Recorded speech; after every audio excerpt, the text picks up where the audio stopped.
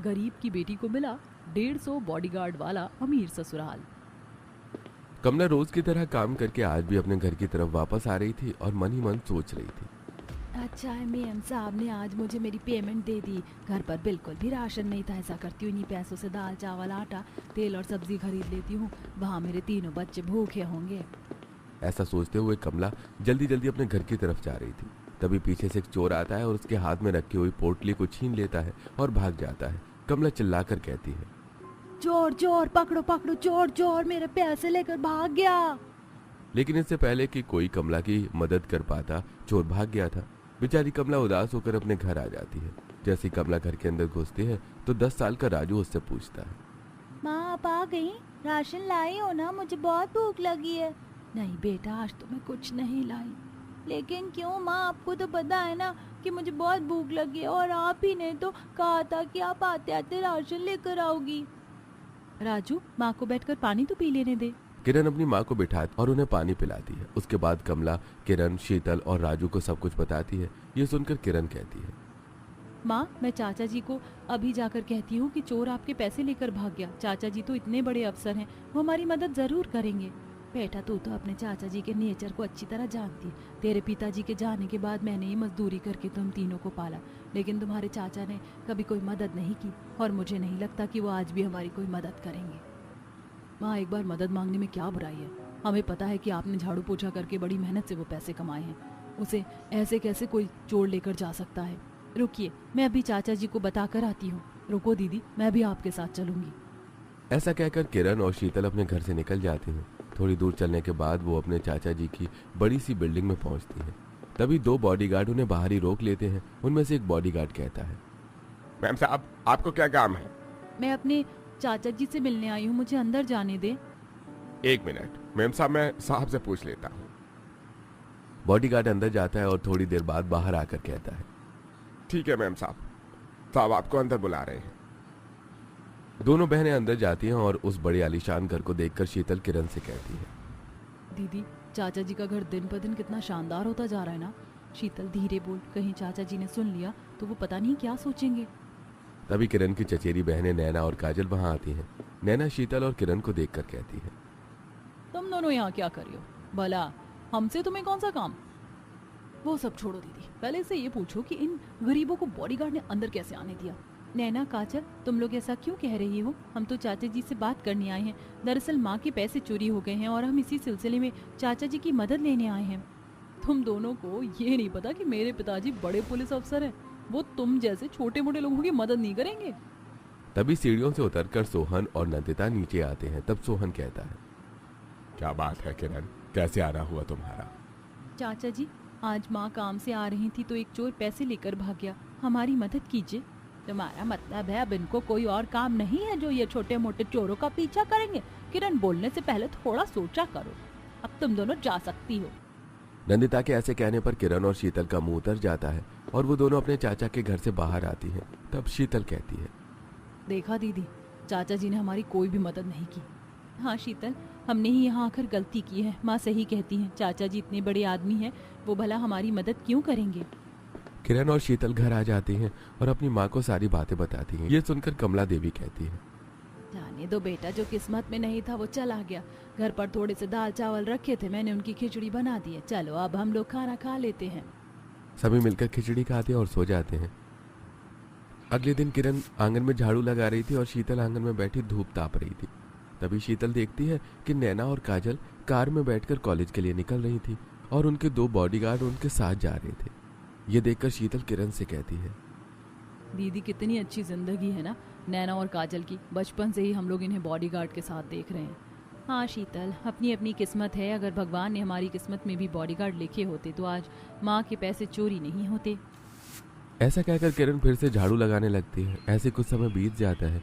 एक दिन किरण की सहेली विशाखा उससे मिलने आती है और कहती है, किरण, इस शहर के सबसे बड़े आदमी मनमोहन दास जी का नाम सुना है तूने? हाँ विशाखा, मनमोहन दास जी को कौन नहीं जानता। हर चौथे दिन टीवी में उनके इंटरव्यू आते हैं। हाँ किरण, वही मनमोहन दास। तुझे पता है उनके छोटे बेटे अमित का कल बर्थडे है और वो बहुत बड़ी पार्टी दे रहे हैं। उस पार्टी में काम करने के लिए ढेर सारे नौकरों की ज़रूरत है। मेरे चाचा जी कह रहे थे कि मैं और मेरे साथ जितने लोग वहाँ जाना चाहें सब जा सकते हैं, अच्छे खासे पैसे मिलेंगे। तो मैं तो चाह रही हूँ, तू भी चलेगी तो बता। हाँ हाँ विशाखा, ये तो बहुत अच्छी बात है, मैं भी चलूँगी। कम से कम मेरे घर में राशन तो आ जाएगा। बेटा अगर तेरा जाने का मन है तो तू चले जाना, और शीतल घर में रहकर राजू का ध्यान रख लेगी। अगले दिन कमला सुबह ही काम पर चली जाती है। उसके बाद विशाखा आती है तो किरण विशाखा के साथ काम करने के लिए मनमोहन दास जी के घर की तरफ निकल पड़ती है। वो लोग मनमोहन दास जी के बंगले के बाहर पहुंचती हैं तो किरण उनके बंगले को देखकर कहती है, विशाखा कितना बड़ा बंगला है मनमोहन दास जी का, और बाहर से भी कितना शानदार दिखाई दे रहा है। कम से कम 40 माले तो इसमें होंगे ना। हाँ किरण, लेकिन हमें इससे क्या, हमें तो अपने काम से काम है। चल चल जल्दी जल्दी चल, कहीं हमें देर ना हो जाए। ऐसा कहकर विशाखा किरण को लेकर बंगले के अंदर जाती है। फिर लिफ्ट लेकर ऊपर पार्टी हॉल में जाती है जहां पार्टी की तैयारियां चल रही थी और बहुत सारे नौकर काम कर रहे थे। तभी वहां का मैनेजर आता है और विशाखा और किरण से कहता है, तुम दोनों इन फूलमालाओं को दीवारों पर लगाने का काम शुरू कर दो। तब विशाखा और किरण फूलों की मालाओं को लेकर दीवारों पर लगाने लगती हैं। ऐसी शाम हो जाती है और पार्टी शुरू हो जाती। तभी मनमोहन दास जी अपनी पत्नी कल्पना, बड़े बेटे सुमित, बड़ी बहू शिवानी और छोटे बेटे अमित के साथ सीढ़ियों से नीचे उतरते हैं। उनके आते ही उनके 150 बॉडीगार्ड भी पार्टी में आ जाते हैं। वो सभी मेहमानों से मिलते हैं। किरण ये देखकर विशाखा से कहती है, बाप रे बाप, बड़े लोगों की सचमुच बहुत बड़ी बातें होती हैं। उन लोगों ने कितने खूबसूरत कपड़े पहन रखे हैं, और उनकी ज्वेलरी भी देखो। ऐसी ज्वेलरी और ऐसे कपड़े तो मैंने आज तक नहीं देखे। वो सब छोड़, इधर ये देख कि ब्लैक कपड़ों में उनके सारे बॉडीगार्ड कितने हेल्दी और स्मार्ट दिख रहे हैं। हाँ यार, इतने सारे बॉडीगार्ड हैं, कितनी अच्छी जिंदगी होगी ना उनकी। जहाँ जाते होंगे अपनी सुरक्षा अपने साथ ले जाते होंगे। वो सब छोड़ यार, चल हम तो ड्रिंक सर्व करते हैं। अब विशाखा और किरण मेहमानों को ड्रिंक सर्व करने लगती है। तभी किरण मनमोहन दास जी के छोटे बेटे अमित के पास जाती है और उसे ड्रिंक देती है। अमित ड्रिंक उठाते हुए किरण को ध्यान से देखता है और मन ही मन सोचता है, कितनी सुंदर है ये लड़की। ऐसा लग ही नहीं रहा कि ये कोई काम वाली है। उसके चेहरे का तेज देखकर तो ऐसा लगता है कि ये हमारी तरह किसी रईस खानदान से है। किरण ड्रिंक देकर वहां से चली जाती है और अमित की नजर लगातार किरण का पीछा करती रहती है।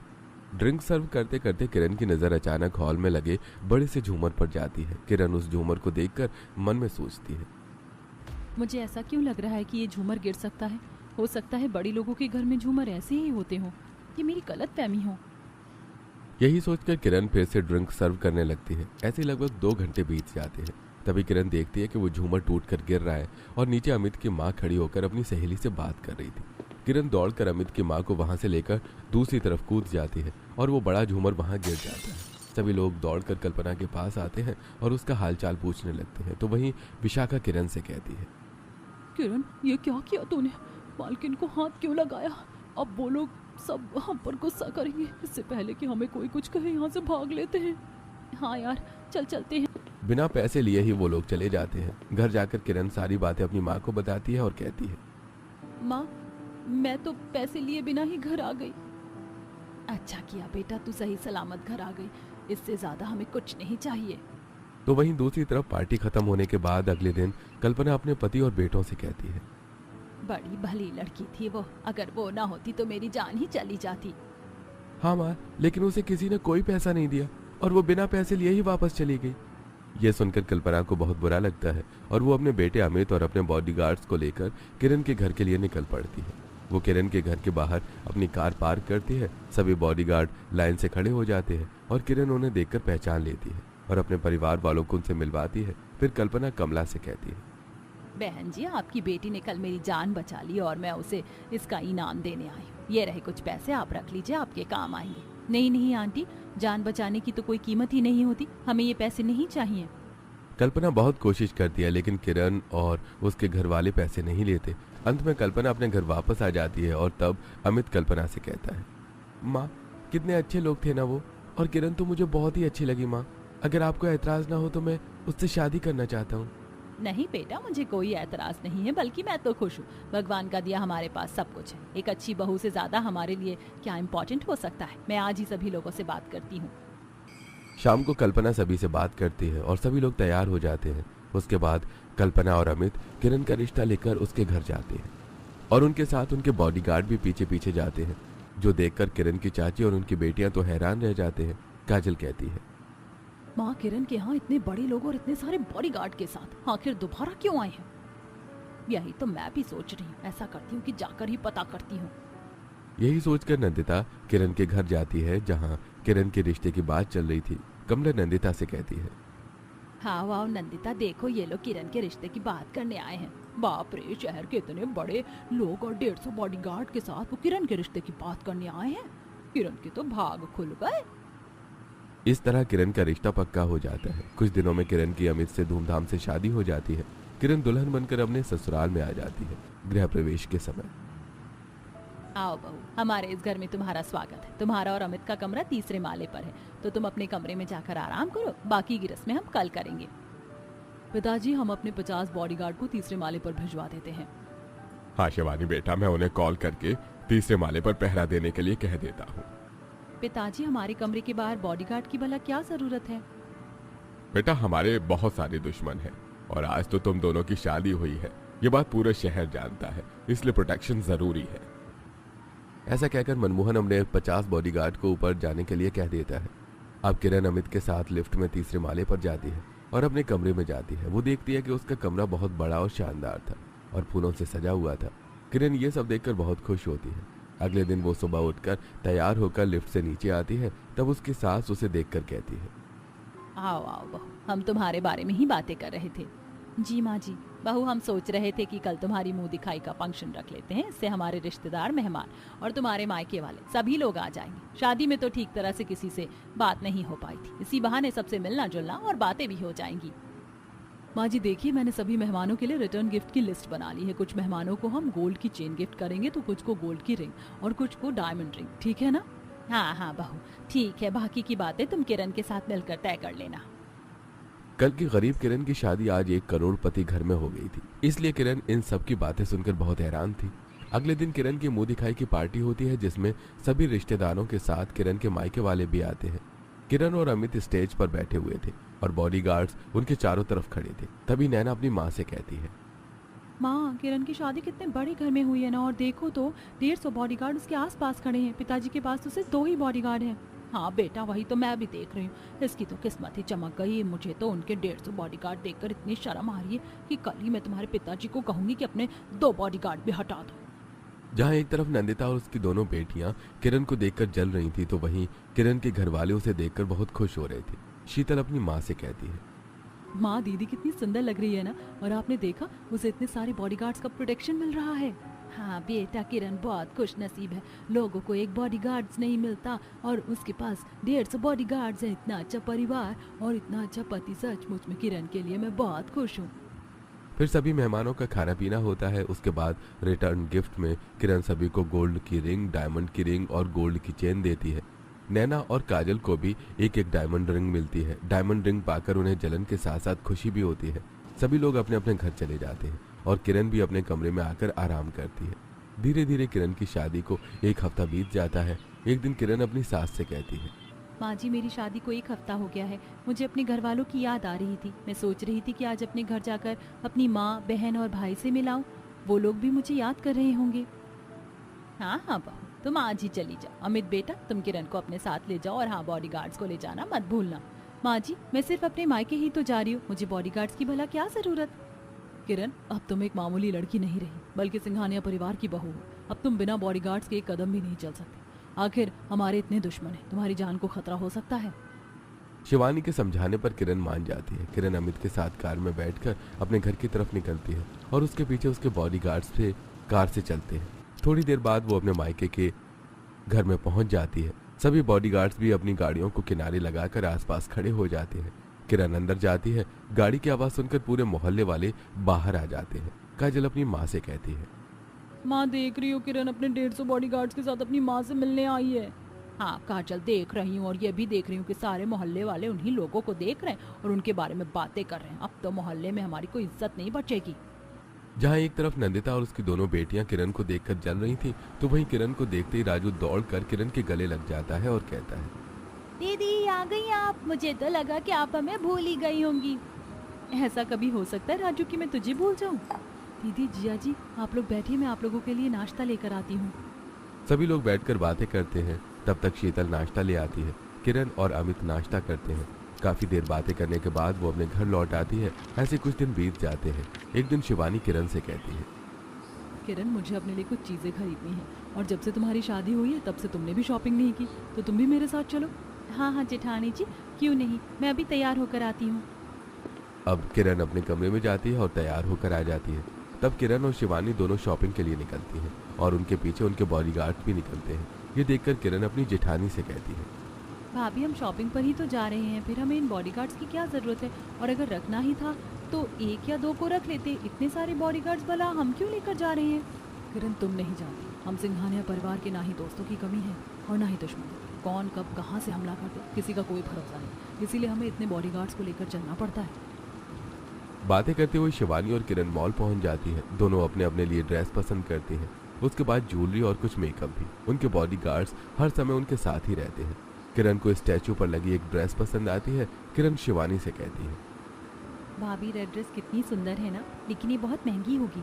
अरे किरण, अगर तुम्हें पसंद है तो महंगा और सस्ता हमारे लिए कोई मायने नहीं रखता। भैया, ये ड्रेस मैनिक्विन से निकाल दीजिए। शिवानी के कहने पर एक लड़का उस ड्रेस को स्टैचू से निकाल कर किरण को लाकर दे देता है। किरण उसे चेंज करने के लिए जाती है, लेकिन उसके बॉडीगार्ड्स उसके पीछे पीछे रहते हैं। ये देखकर किरण गुस्सा होते हुए अपने आप से कहती है, मुझे लगता था कि बॉडीगार्ड्स के साथ में रहना बड़ी किस्मत की बात है, लेकिन अब तो मुझे बॉडीगार्ड्स बोझ लगते हैं। भैया, आप लोग क्या क्या करें? मैं चेंजिंग रूम में चेंज करके आ जाऊंगी, आप लोग सामने जाकर खड़े हो जाइए। सॉरी मैम साहब, हम आपको 1 मिनट के लिए अकेला नहीं छोड़ सकते। हम चेंजिंग रूम के बाहर इंतजार कर रहे हैं, आप चेंज करके आ जाइए। ये बात सुनकर किरण को बहुत गुस्सा आता है। फिर वो चेंजिंग रूम में जाती है और चेंज करके बाहर आती है। शिवानी उसे देखकर कहती है, वाह किरण, ये ड्रेस तो तुम पर बहुत सुंदर लग रही है। आई थिंक अमित को भी बहुत पसंद आएगी, इसे रख लेते हैं। इस तरह उन दोनों की शॉपिंग कंप्लीट हो जाती है और फिर वो अपने घर की तरफ चल पड़ती है। थोड़ी देर में वो अपने घर पहुंच जाती है और कल्पना को अपनी सारी शॉपिंग दिखाती है। ऐसे कुछ समय और बीत जाता है। एक दिन अमित किरण से कहता है, किरण, जब से हमारी शादी हुई है मैं काफी बिजी चल रहा था, तो हमने कहीं बाहर घूमने का प्लान नहीं किया, लेकिन अब हम हनीमून पर बाहर चलेंगे। तुम बताओ तुम्हें कहाँ जाना है? जहाँ आप ले चले। अरे ठीक है, तो हम पेरिस चलते हैं। हमारा एक प्राइवेट एरोप्लेन है, हम उसी से जाएंगे। मुझे एक बात पूछनी थी, हमारे बॉडीगार्ड्स तो नहीं जाएंगे ना? कैसी बात करती हो किरण, हम अपने बॉडीगार्ड्स के बिना कहीं नहीं जा सकते। दुश्मन तो किसी भी देश में हो सकता है, उससे बचने के लिए प्रोटेक्शन जरूरी है। वैसे वो हमें डिस्टर्ब नहीं करेंगे, तुम टेंशन मत लो। अमित के समझाने पर किरण समझ जाती है। अगले दिन किरण और अमित अपने प्राइवेट जेट पर बैठते हैं और पीछे सभी बॉडीगार्ड्स बैठते हैं और फिर वो लोग पेरिस जाते हैं। पेरिस पहुंचकर किरण कहती है, वाओ, पेरिस कितना खूबसूरत है, मैंने आज से पहले इतनी सुंदर जगह कभी नहीं देखी। ऐसा कहकर किरण अमित को गले से लगा लेती है। तभी किरण अपने आसपास बहुत सारे बॉडीगार्ड्स को देखकर अमित से दूर हट जाती है और कहती है, ओहो अमित, बॉडीगार्ड्स हमारा पीछा नहीं छोड़ सकते क्या? अमित हंसकर किरण की बातों को टाल देता है। वो लोग होटल में चेक इन करते हैं। उनके बॉडीगार्ड्स भी होटल में चेक इन करते हैं। अगले दिन वो लोग पेरिस घूमने के लिए निकलते हैं। सबसे पहले वो बोटिंग करते हैं, रील बनाते हैं, बहुत सारी फोटोज भी लेते हैं। उसके बाद वो एक बड़े होटल में खाना खाते हैं। उसके बाद शॉपिंग करते हैं। बॉडीगार्ड्स हर जगह थे और अब किरण को बॉडीगार्ड्स बहुत इरिटेट कर रहे थे। किरण मन में सोचती है, हे भगवान, बॉडीगार्ड्स ने तो मुझे इरिटेट कर रखा। मुझे ऐसा लगता है मेरी कोई प्राइवेट लाइफ बची ही नहीं और मैं अपने पति के साथ नहीं बल्कि इन बॉडीगार्ड्स के साथ पेरिस घूमने आई हूँ। कुछ दिन और पेरिस घूमने के बाद वो लोग घर वापस आ जाते हैं। ऐसे कुछ समय बीत जाता है। एक दिन शीतल किरण को फोन करती है और कहती है, दीदी कैसी है तू? तू तो अपने अमीर ससुराल में जाकर हमें भूल ही गई। शीतल, तू कैसी बात कर रही है? मैं पेरिस गई थी ना, तो इसीलिए मैं तुम लोगों को कॉल नहीं कर पाई। दीदी, हम लोगों को तुझसे मिलने का बड़ा मन कर रहा है। माँ भी कह रही थी कि मैं तुझे फ़ोन करके मिलने के लिए बुला लूँ। तू 3-4 दिन हमारे घर पर रहने नहीं आ सकती क्या? अरे शीतल, तू कैसी बात करती है? मैं आज ही अपने घर वालों से बात करके तुम लोगों के पास रहने आ जाऊंगी। फोन रखने के बाद किरण अमित से कहती है, मुझे मेरे घर वालों की बहुत याद आ रही है। सोच रही थी कि 3-4 दिन अपने घर पर रहकर आ जाती हूँ। हाँ किरण, क्यों नहीं, तुम कल सुबह ही चले जाना, मैं तुम्हें छोड़ दूंगा। अगली सुबह अमित और किरण अपने माता पिता को मायके जाने के बारे में बताते हैं। तब मनमोहन दास जी कहते हैं, हाँ ठीक है बेटा, तुम अपने मायके चली जाओ और हाँ, पूरे 150 बॉडीगार्ड को अपने साथ ले जाना। लेकिन पिताजी, मैं तो अपने मायके जा रही हूँ, मुझे इतने सारे बॉडीगार्ड्स की भला क्या जरूरत है? जरूरी है किरण, तुम नहीं समझती। पता नहीं हमारा कौन सा दुश्मन कब कहां से हमला करते, इसलिए बॉडीगार्ड्स को लेकर जाओ। मनमोहन दास जी की बात सुनकर किरण चुप हो जाती है। फिर अमित और किरण मायके की तरफ निकल पड़ते हैं। थोड़ी देर में किरण अपनी माँ के पास पहुंच जाती है। किरण जैसे ही अपने मायके पहुंचती है तो देखती है कि कुछ उसकी सहेलियां उसके घर पर उसका इंतजार कर रही थी। शीतल किरण को देखकर कहती है, दीदी तो आ गई, हम सब तेरा कब से इंतजार कर रहे थे। हाँ किरण, हम लोग भी तेरा कब से इंतजार कर रहे थे। तू यहाँ रुकने आई है ना, हम पहले की तरह साथ में घूमेंगे फिरेंगे, पानी पूरी खाएंगे और खूब मजे करेंगे। हाँ हाँ विशाखा, क्यों नहीं। लेकिन तभी विशाखा 150 बॉडीगार्ड्स को देखकर कहती है, किरण, जब तू हमसे मिलने आ रही थी तो तुझे अपने बॉडीगार्ड्स को साथ में नहीं लाना चाहिए था। प्लीज तू इन्हें वापस जाने को कह दे, वरना फिर हमें प्राइवेसी कैसे मिलेगी। हाँ विशाखा, 1 मिनट में अमित से बात करती हूँ। किरण अमित के पास आती है और कहती है, अमित, आप जब वापस घर जाएंगे तो अपने इन बॉडीगार्ड्स को अपने साथ ले जाइएगा। मुझे अपने घर वालों के साथ अकेले में समय बिताना है। अरे नहीं नहीं किरण, ये पॉसिबल नहीं है। पिताजी ने तुम्हें समझाया तो था कि अब तुम एक साधारण लड़की नहीं हो, बल्कि सिंघानिया खानदान की बहू हो और हमारे दुश्मनों की कोई कमी नहीं है। इसलिए मैं आधे बॉडीगार्ड्स अपने साथ ले जाऊंगा और आधे तुम्हारे पास छोड़ जाऊंगा। अमित की बात सुनकर किरण बहुत गुस्सा हो जाती है और कहती है, अमित, मुझे तो ऐसा लगता है कि मैं शादी करके कैद हो गई हूँ। जहाँ जाती हूँ बॉडीगार्ड साथ जाते हैं। प्राइवेसी नाम की तो कोई चीज़ ही नहीं बची है मेरी जिंदगी में। और क्या अब मैं अपने मायके वालों के साथ भी अकेली नहीं रह सकती। मैं कुछ नहीं जानती, आप अपने बॉडीगार्ड्स अपने साथ वापस ले जाइए। किरण और अमित की काफी देर बहस चलती है। उसके बाद अमित किरण की बात मानकर बॉडीगार्ड्स को वापस लेकर चला जाता है। किरण, उसकी सहेलियां और उसके घर वाले बहुत खुश हो जाते हैं। वो लोग आपस में ढेर सारी बातें करते हैं। फिर कमला कहती है, किरण, अच्छा किया कि तू आज ही चली आई। तुझे पता है आज तेरे चाचा की दोनों बेटियों का बर्थडे है और वो लोग हमारे घर के पास वाले लॉन में ही पार्टी दे रहे हैं। तो तुम लोग तैयार हो जाओ, शाम को हमें पार्टी में जाना है। अरे वाह माँ, पार्टी में बहुत मजा आएगा और चाचा चाची और नैना और काजल से भी मुलाकात हो जाएगी। शाम हो जाती है और किरण अपने परिवार वालों और दोस्तों के साथ नैना और काजल की बर्थडे पार्टी पर पहुंचती है। किरण को देखकर सभी लोग उससे बात करने के लिए उसके पास आते हैं। किरण अपने आप को सेलिब्रिटी की तरह फील कर रही थी। पार्टी शुरू होती है। नैना और काजल केक काटती हैं और मेहमानों को खिलाती हैं। तो वहीं दूसरी तरफ जब अमित घर पहुंचता है तो मनमोहन दास उससे पूछते हैं, बेटा छोड़ा है किरण को और उसके साथ बॉडीगार्ड्स को भी छोड़ दिया? पिताजी, किरण को तो छोड़ा है लेकिन बॉडीगार्ड्स को वापस ले आया। ये सुनकर मनमोहन दास जी गुस्सा होते हुए कहते हैं, बेटा ये तुम क्या कह रहे हो? तुम बॉडीगार्ड्स को ले आए हो, लेकिन क्यों? तुम्हें तो पता है कि किरण की जान को खतरा हो सकता है। मनमोहन दास की बात सुनकर अमित मनमोहन दास को सारी बातें बताता है। ये सुनकर मनमोहन दास जी कहते हैं, बेटा किरण को अभी नहीं पता है कि उसका अकेले रहना खतरे से खाली नहीं है, लेकिन तुम तो अच्छी तरह से जानते थे। सुनिए जी, बातें करने में समय मत गवाइए। चलिए हम तुरंत अपने बॉडीगार्ड्स के साथ किरण के पास जाने के लिए निकलते हैं। कहीं ऐसा ना हो कि उसे कोई नुकसान पहुंचा दे। और यही सोचकर परिवार के सभी लोग बॉडीगार्ड्स के साथ किरण के पास जाने के लिए निकल पड़ते हैं। इधर किरण टेबल पर बैठकर आइसक्रीम खा रही थी कि तभी एक आदमी आकर किरण पर बंदूक तान लेता है। किरण घबरा जाती है, लेकिन तभी 150 बॉडीगार्ड्स वहां पहुंच जाते हैं और उस आदमी को पकड़ लेते हैं और इस तरह किरण की जान बच जाती है। ये देखकर किरण अपने ससुराल वालों से माफी मांगते हुए कहती है, थैंक गॉड कि आप लोग आ गए। अगर आप लोग नहीं आते तो आज मुझे अपनी जान से हाथ धोना पड़ता। बेटा, इसीलिए तो तुम्हें समझाया था कि तुम बॉडीगार्ड्स के बिना कहीं नहीं जा सकती। माँ जी, मुझे माफ़ कर दीजिए। मुझे अपनी गलती का एहसास है। आज के बाद मैं बिना बॉडीगार्ड्स के कहीं नहीं जाऊंगी।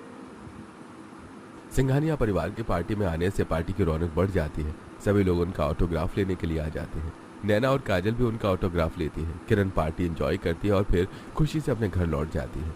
कुछ दिनों बाद किरण अपने परिवार वालों को भी अपने ससुराल ही बुला लेती है और उन्हें वहीं शिफ्ट कर लेती है। इस तरह किरण सभी के साथ खुशी खुशी रहने लगती है।